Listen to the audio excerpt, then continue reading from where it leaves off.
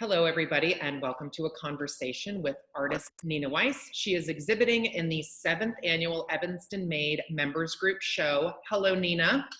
Hi, Lisa and everybody. I'm so happy to be here with you. And thank you so much for letting us be in your studio. It's so fun to see artists flanked by their work. Tell us what it is you're exhibiting in the group show. What can people see?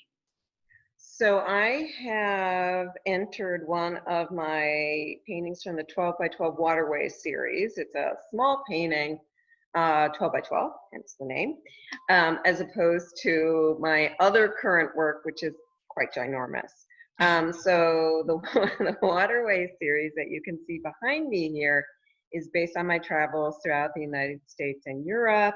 And they are waterways, they're rivers, lakes, streams, irrigation ditches. And I was just really attracted to the composition and the water and the reflections and the sense of an ongoing series. Nice. They're gorgeous. Thank you for sharing them. Tell us what you're working on right now in your studio. What's on your canvas, your ginormous canvas?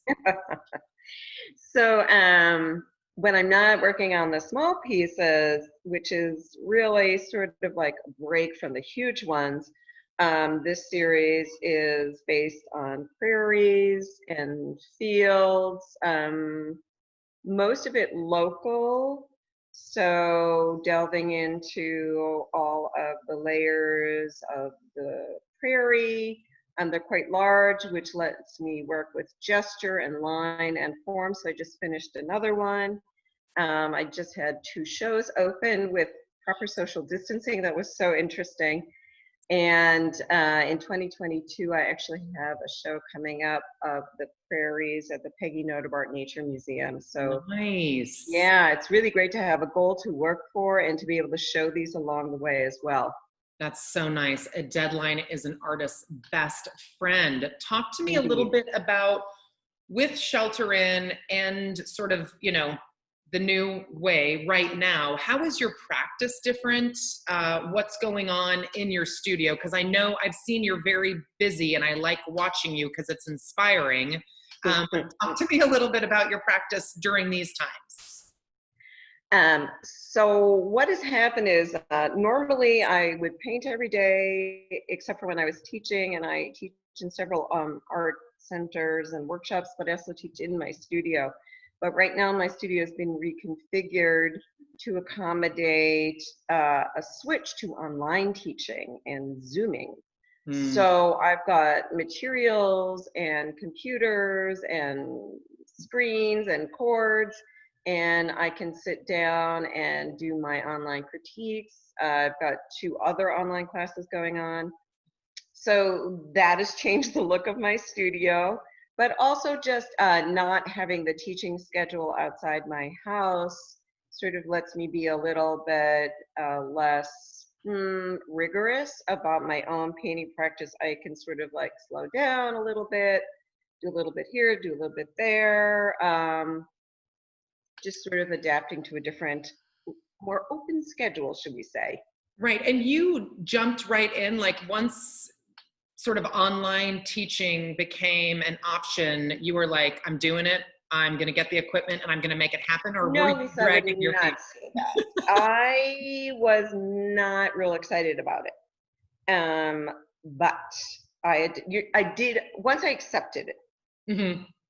I was in denial. Once I accepted it, I was all about it because I first started with my own students. I didn't want to lose them. And then the art centers asked me to do online classes. And yeah, I adapted. And then the other class I have going right now is an outdoor class. So we're outdoors, we're social distancing, and we are wearing masks. So that is another way we can do this. I think I saw you posting a really beautiful picture of people painting outside. Right. I would love for you to share that with me because I've had people say, are there any plein air painting groups where I can go out and paint? I'm so Sure. happy you're doing that. So this is a class I offered through the Evanston Art Center. It's part of my travel sketch. And often during the summer, I also do an outdoor painting class, which I have yet to announce because my summer schedule changed so much. Normally I'm in Europe Yeah. pretty soon. Actually, I would have been leaving like tomorrow. It would have been my 20th year of teaching my European landscape workshops. I know, in France. Oh my God, that's so sad. So we're Sorry. not going to France this year. We're going next year. Mhm. So as those things fell away, I've rescheduled. So I've got those classes going. Oddly enough, I seem to have picked up a new gallery in Indianapolis that I'll be bringing work down to. Awesome, doing right now, which is such a bizarre time. And I've also started working with a new licensing company. So Licensing, like for the scarves, or like what uh, kind of licensing? just they take your art and they do weird things with it. Um, I Just go know. ahead, take my art, they, do weird things.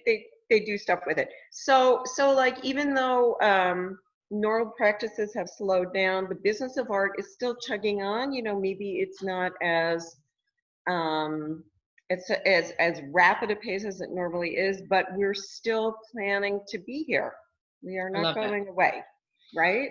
The business of art is still chugging on. And what I have loved through, especially through these interviews, we are hearing so many stories of people saying, at first it was uncomfortable, and then I Yeah. pivoted, and now I'm in this space and it's working. And I'm really happy to see your business booming, as it were. Okay.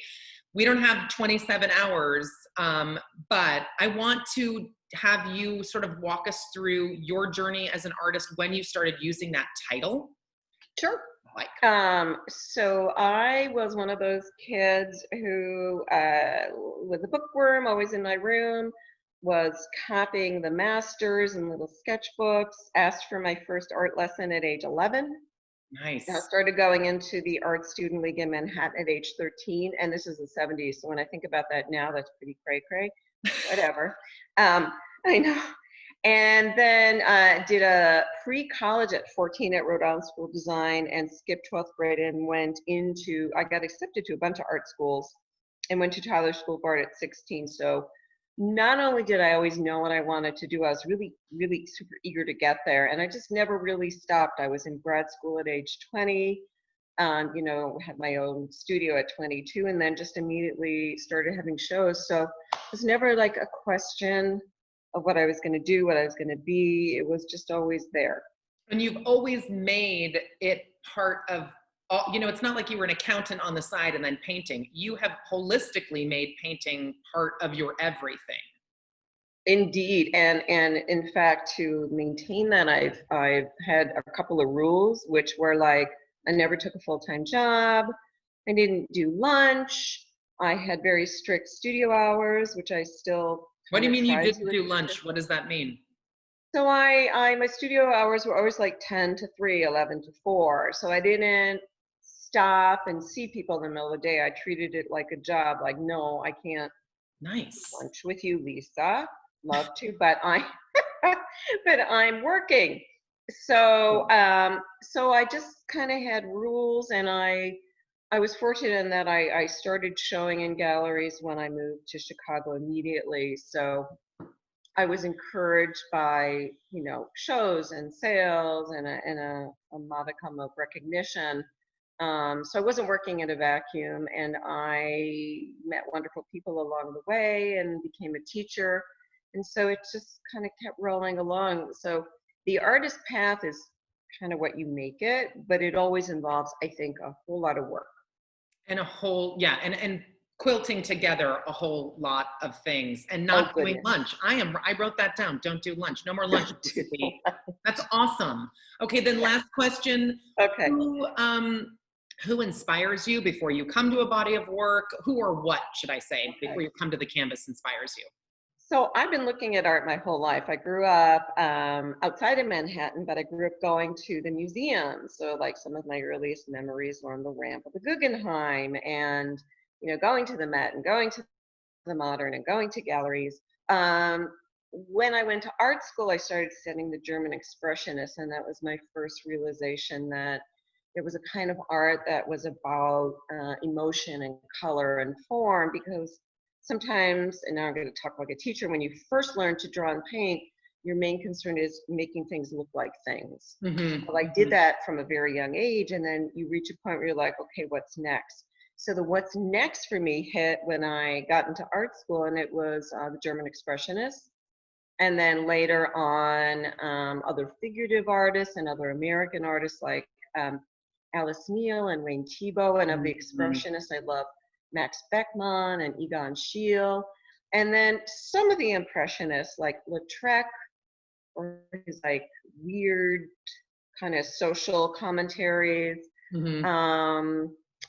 And Ben Shahn, and just always looking. So I tell my students that they're all in the back of your head when you start painting, right? All the artists you've thought about your whole life. Now, this is not my quote, but so then you start painting and all those artists leave the room, right? But your best work happens when you leave the room. Ooh, I know. Meaning there's a space where you just don't think about everything you've ever learned and heard, but you just then you step back and you see what you've done, and you think, oh, wow, that really worked, and all that time spent looking at Klimt has really paid off.